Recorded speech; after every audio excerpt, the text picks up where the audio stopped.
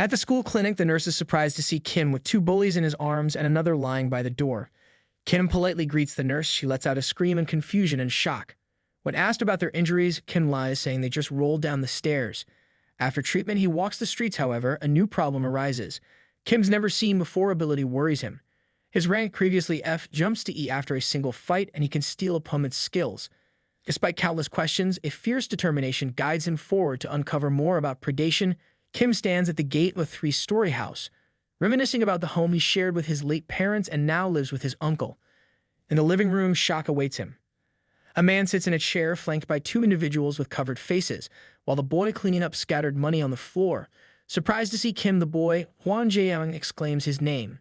Kim questions why Hwang Jae-young isn't in school and is drawn to the scattered money, recalling past troubles caused by Hwang Jae-young's association with bullies.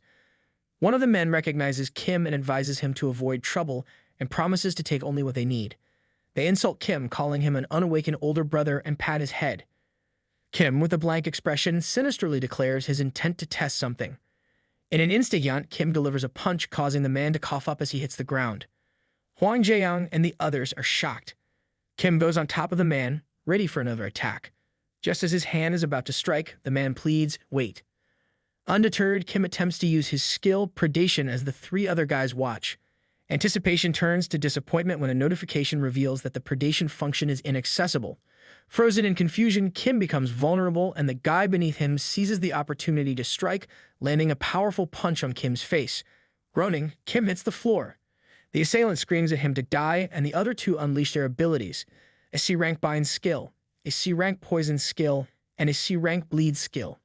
In perfect synchrony, the attacks close in on Kim, struggling to stay on his feet. To everyone's surprise, a bright light explodes from the house, accompanied by purple smoke. The leader, revealing that he pretended to be awakened, taunts Kim about knowing his place. However, the confident leader is taken aback when a silhouette of Kim appears amidst the smoke, and notifications indicate the successful resistance against bind, poison, and bleed attacks. Kim's body, now covered in stones, remains still. Another notification reveals the mysterious power's role in neutralizing the skills. Smiling, Kim comments on the unexpected turn of events and focuses on the leader, who is brought down by Kim's stone-covered hand. Looking neat and confident, Kim surveys the defeated men lying on the floor. He acknowledges that the status window visible only to the awakened provides detailed information. Despite having sufficient mana, predation didn't activate, hinting at factors beyond mana influencing its use. Hand on his jaw, Kim contemplates confirming his speculations about the incidents and his new abilities. However, a pressing concern diverts his thoughts to Hwang Jae-young. Hwang Jae-young reflects on his actions, seeking Kim's forgiveness. Not wanting to invest more energy in his cousin, Kim shifts focus to the imminent incident involving a red, humongous entity with 4 eyes covering the sky. People in the busy streets seem oblivious. Kim sets a forgiveness condition. Hwang Jae-young must accompany him to finish a task in a restricted place. Under dark clouds, they arrive at the restricted area with a warning sign. Inside, a man in a suit and 2 women assess the situation. Monsters emerge from a barrier and a gate break, a phenomenon leading to a dungeon disaster if not addressed. The man notes it's been 10 years since the last dungeon break. The monsters suggest an imminent disaster, prompting discussion about evacuating the neighborhood areas. "No need for that," confidently declares the man in a suit, revealing their B-rank barrier skill that prevents monsters from entering their world. While the gate break is at C-rank, indicating the monsters are not strong enough to break the barrier.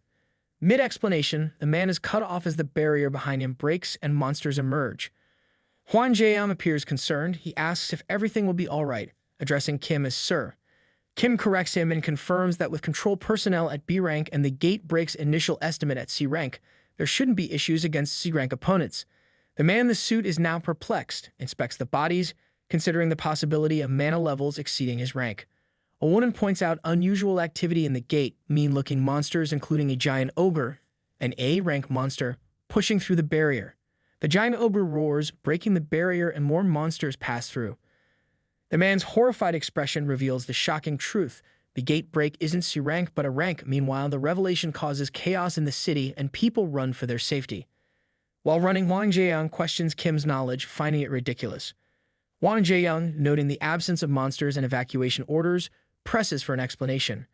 Kim cites it as intuition, but Hwang Jae-young catches onto the lie quickly, but their conversation halts as a loud scream reaches them. Remaining calm in the chaos, Kim assures Hwang Jae-young he will handle the monsters and catch up. Walking toward the monsters, his body begins to transform with stones. In a tall, well-lit building, a man overlooking the city lights acknowledges the escalating situation.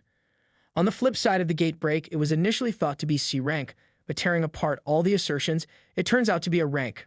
The man turns to an awakened rank for help, the Blade of Lunacy, On Hansu, whose special skill is 8th grade syndrome.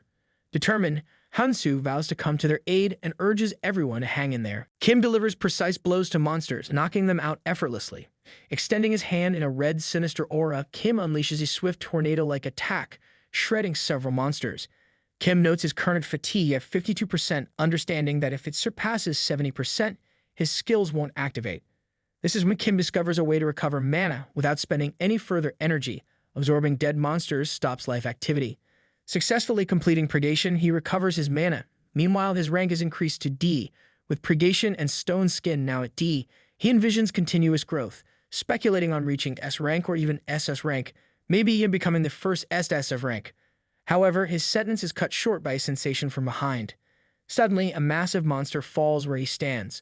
This isn't any monster. It's the A rank ogre. The sword-wielding man, On Hyunsu, the Water of Justice, vows to make the ogre pay for its deeds, tears streaming down his face. Amused by On Hyunsu's childish declaration, the ogre roars, lifting its fists as On Hyunsu anticipates the attack. With determination in his eyes, On Hyunsu lifts his sword, unleashing diamond light blades that create a powerful explosion in the city. Kim realizes On Hyunsu is the awakened who solved the break before his regression. On Hyunsu, grinning and making a silly face, claims victory over the foolish monster with just his sword. As he observes On Hyunsu, he wonders why On Hyunsu is in the area, recalling his previous battle with a giant ogre on the other side of the city.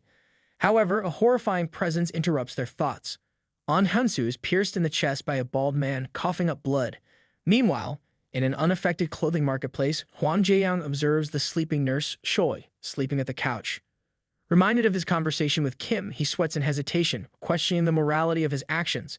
Kim had informed him that many would die in the chaos, including the nurse Choi, and instructed Hwang Jae-young to use his sleep skill to put her to sleep and evacuate her to safety.